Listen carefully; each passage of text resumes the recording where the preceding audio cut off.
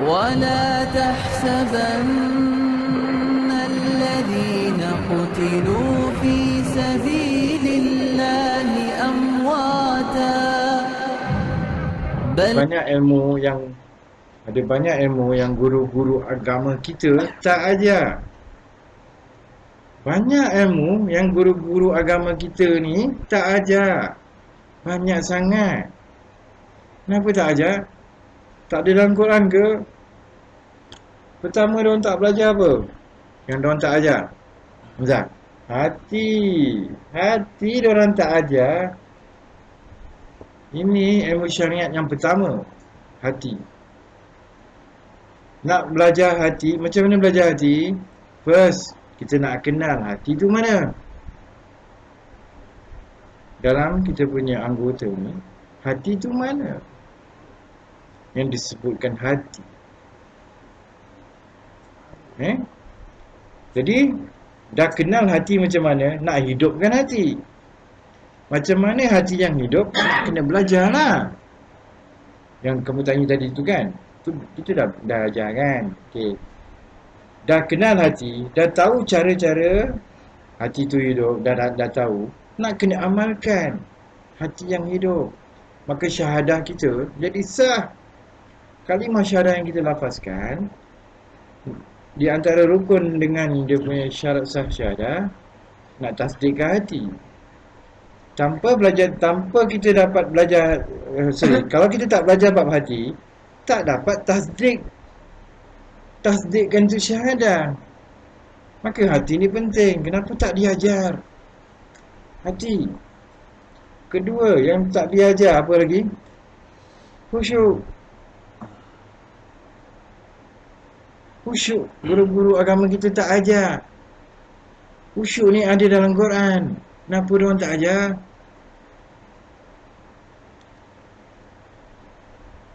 Kan?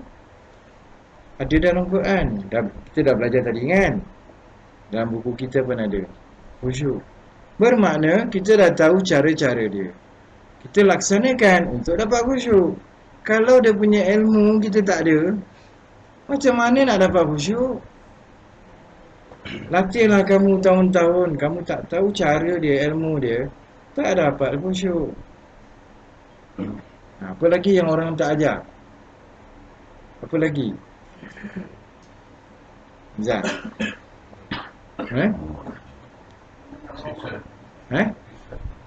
Bisa orang ajar.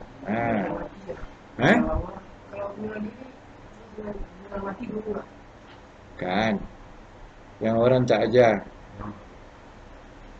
Nur, cahaya. Firman Allah Ta'ala dalam Quran.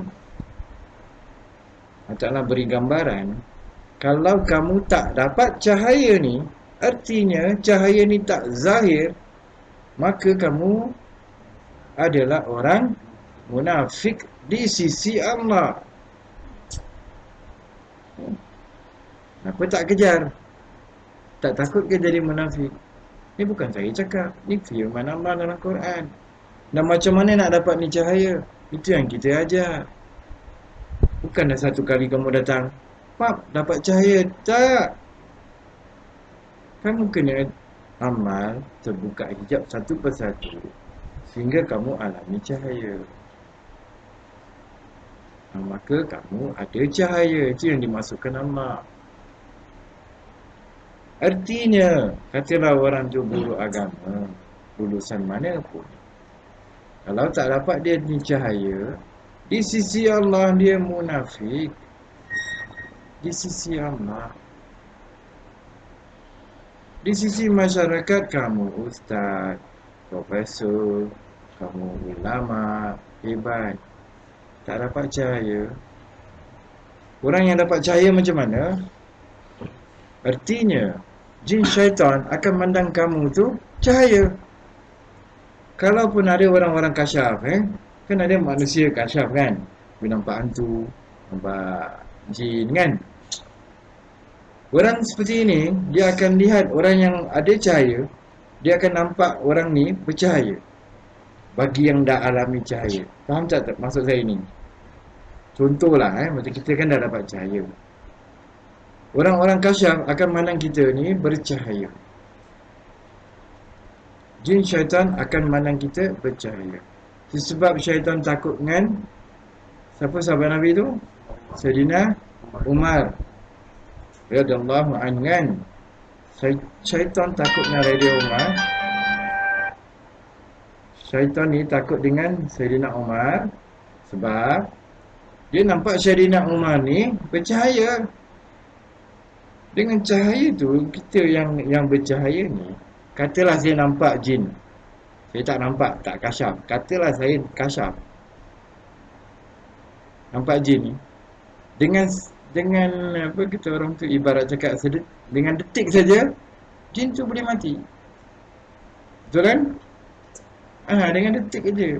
Pasal saya ni tak kasyaf, tak nampak, maka saya tak bunuh lah ni jin. Kalau saya nampak pun takkan saya nak bunuh, betul tak? Tapi kita cakap pasal cahaya, artinya nak kamu dapat cahaya. Tak dapat cahaya, munafik di sisi Allah. Apa lagi yang guru-guru agama kita tak ajar? Apa lagi? Bab roh. Masya Allah, ini bab. Sebut saja bab roh, diorang kata apa? Tidaklah kamu diberi pengetahuan melainkan sedikit. Maka jangan cakap pasal roh. Sebab ada ustaz tau, dia kata Nabi Muhammad sallallahu alaihi wasallam tak tahu tentang roh. Itu ustaz cakap gitu, tak baik dia. Tentang roh ni begini. Sebelum ayat Quran itu turun, sekumpulan Yahudi ni bertanya dengan Nabi, "Ya Nabi, ya Muhammad, apa yang kamu tahu dia nak tahu tentang roh." Maka turun firman Allah, tidaklah kamu diberi pengetahuan melainkan sedikit. Artinya, katalah Nizam tak dapat roh. Saya tahu tentang roh. Nizam tak alami. Sebab roh ni pengalaman. Kita alami berada pada diri roh. Kalau Nizam tanya saya tentang roh, kalau saya nak terangkan pun bukan Nizam boleh faham. Kerana ini sirullah, rahsia Allah. Dia benda gaib. Hanya orang yang alami, kita tak boleh terangkan, dia boleh terangkan. Sirullah, rahsia Allah, bukanlah Allah Ta'ala merahsiakan sesuatu. Tak. Tapi roh ni bentuk rahsia. Roh ni bentuk rahsia. Kalau saya terangkan, awak tak boleh faham. Saya pakai komputer yang canggih nak gambarkan tentang roh pun awak tak boleh faham.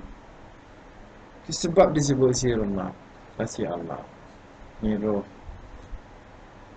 Malam Lailatul Qadar tu dapat roh. Lailatul Qadar ni. Kan? Lailatul Qadar ni pun orang tak ajar. Dia kata, kalau kita tanya apa tu malam Lailatul Qadar, tu dia akan jawab lebih baik pada 1000 bulan. Kenapa lebih baik? Dia tak ajar. Betul tak? Orang harapkan pahala. Salah. Sebenarnya, kalau kita buka surah Al-Qadar, Lailatul Qadar ni, dia apa tahu? Pada malam tu turun malaikat dan roh. Satu hal. Ayat lain seterusnya menyatakan, gambaran ayat tu, malaikat mempunyai tugas, iaitu menulis sesuatu lah tugas dia. Kita alami roh. Apa yang ada pada roh? Salamun. Salam. Sejahtera.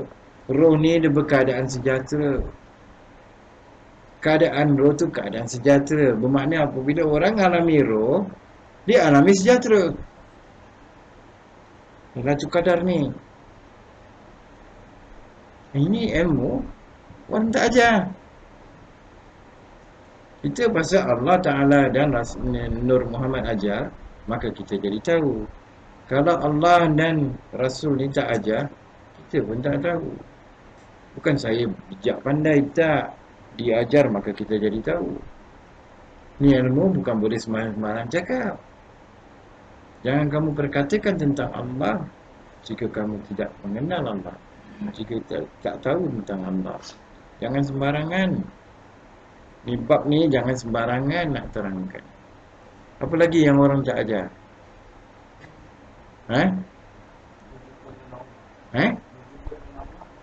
Bertemu Allah lah. Bertemu Allah. Subhanallah. Bertemu Allah. Bertemu Allah. Ramai guru-guru agama kata bertemu Allah ni nanti di akhirat. Itu salah besar. Allah Ta'ala firman dalam surah apa saya lupa Yunus Yunus ayat 7 dengan 8. Bagi mereka yang hidup terasa aman tenteram kat dunia ni, kan, merasa tenang, tenang aman kan, tanpa mengharapkan bertemu Allah, maka dia ahli neraka. Itu kata Allah. Artinya dalam kehidupan dunia ni, dalam dunia ni, selagi jasad ni masih hidup, naklah kita ni mengharapkan bertemu Allah. Dan sehingga kita bertemu Allah.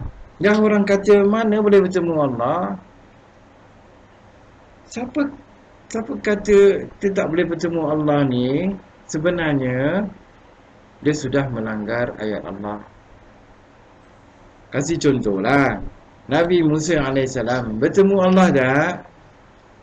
First peringkat, dia bertemu Allah yang bentuk cahaya. Kan dalam Quran kan ada, dia bertemu, dia kan cari api, kena nampak cahaya.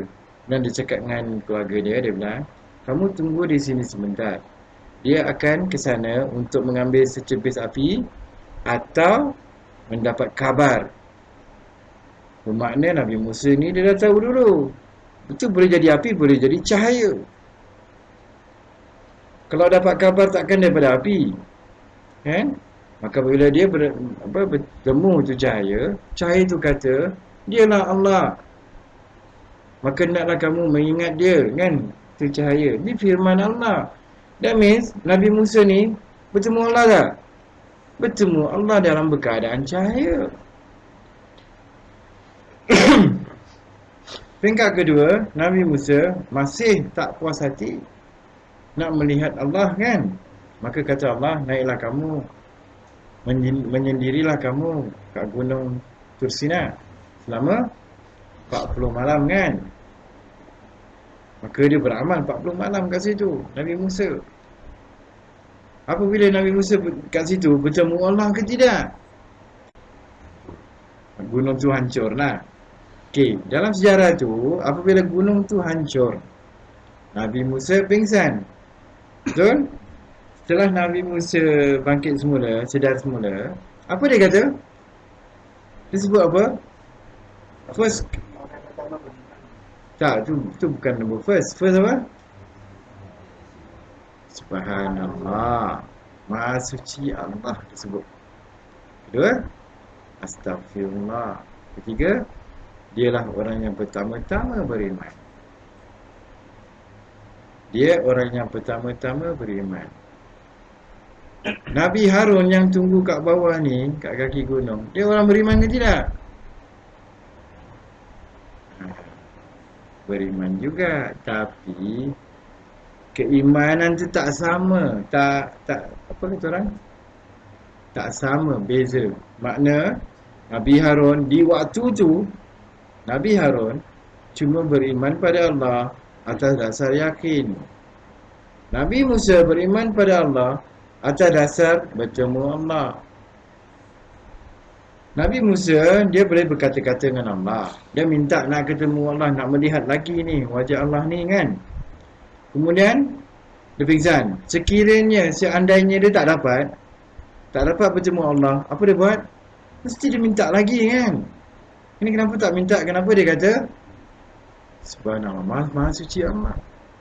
Astaghfirullah. Dan dialah orang yang pertama-tama beriman. Sebenarnya cakap, apabila orang bertemu Allah, jasad jiwa ni seperti pingsan, tak sedar diri. Orang yang alami bertemu Allah, dia tak tahu lagi hal keadaan jasad jiwa ni apa jadi, dia tak sedar. Dia berada pada Allah gitulah. Bukan dia jadi Allah, dia berada pada bertemu Allah tu. Jadi keadaan jasad ni seperti pingsan. Itu bertemu Allah. Nabi Musa alami bertemu Allah bentuk cahaya dengan bertemu Allah yang bentuk ghaibul ghuyub. Dah ustaz-ustaz kata, guru-guru agama kata, kita tak boleh bertemu Allah kat dunia ni. Melanggar tak Quran? Melanggarlah. Subhanallah. Sedih sekali. Kalau dah guru-guru agama cakap macam tu, murid-murid nak kejar tak? Taklah. Dah guru agama ajar macam tu. Kalau saya bilang, kalau saya punya ajar, bertemu Allah. Bukti dia mana? Ni dia orang dia. Yang dah bertemu Allah. Yang dah bertemu Allah. Buktinya. Tu ada bukti. Bukan cakap kosong. Bukan kata-kata kosong. Bukan yakin-yakin. Benar-benar bertemu. Apa lagi? Banyak lagi lah. Banyak lagi tau yang orang-orang guru-guru agama zaman ni tak ajar. Padahal ada dalam Quran. Subhanallah. Ya Allah ya Rabbi. Disebabkan orang-orang tak ajar ini, jadi banyak guru-guru agama ajar apa? Ilmu syariat. Last-last dia kejar apa? Pahala atau syurga. Maka terzahirlah ni apa ni? Teroris. IS kan? IS. Terzahirlah ni semua. Pasal kejar pahala, kejar syurga. Percaya ke tidak saya bilang? Andai kata orang-orang ni muslimin daripada awal tahu nak kena belajar, nak kena sampai capai mana tu? Maqam Mahmud, nak mengenal Allah. Kalau itu diorang tahu tu matlamat yang kita harus capai, diorang tak jadi ni teroris. Pendapat saya lah.